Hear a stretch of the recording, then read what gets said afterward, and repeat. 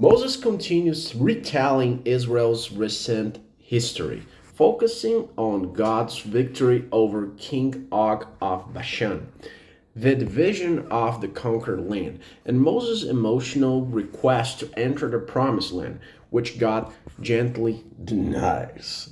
Alright, the defeat of King Og, verses 111. After defeating King Sihon, Israel moved north and faced Og, king of Bashan, a giant and last of the Rephaim.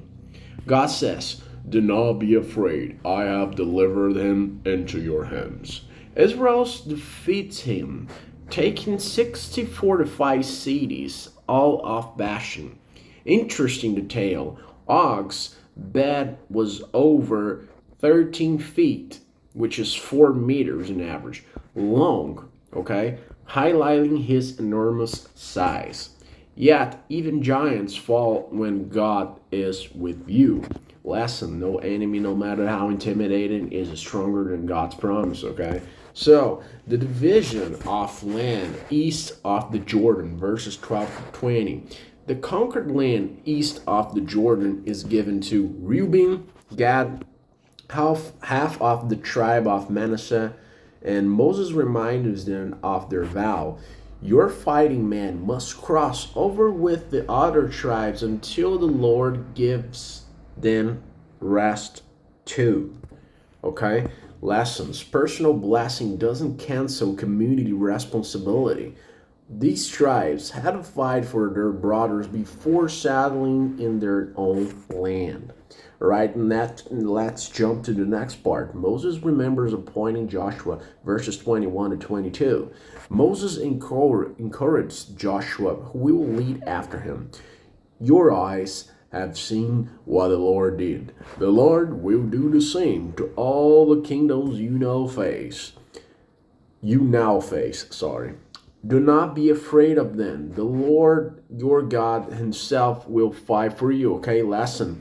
Courage comes from remembering what God has already done. Joshua saw God's power firsthand, and now he must lead with faith. Okay, so the next part is Moses begs to enter the promised land, verses 23 to 29. Okay, Moses prays earnestly. Let me go over and see the good hand. Let me go over and see the good land. But God refuses and says, that is enough. Do not speak to me anymore about this matter. So God allows Moses to go up Mount Pisgah and see the land from Afar, but not enter it. Okay, he is then told to encourage and strengthen Joshua. Lesson: even great leaders face consequences for disobedience. See Numbers 20. Okay, but God's no is not a rejection. It's a redirect with grace. Moses gets a glimpse of the promise and his role in preparing Joshua honored. Okay, so themes and lessons from Deuteronomy 3. First, God gives victory over the impossible. Og was huge and terrifying, but no match for God, okay?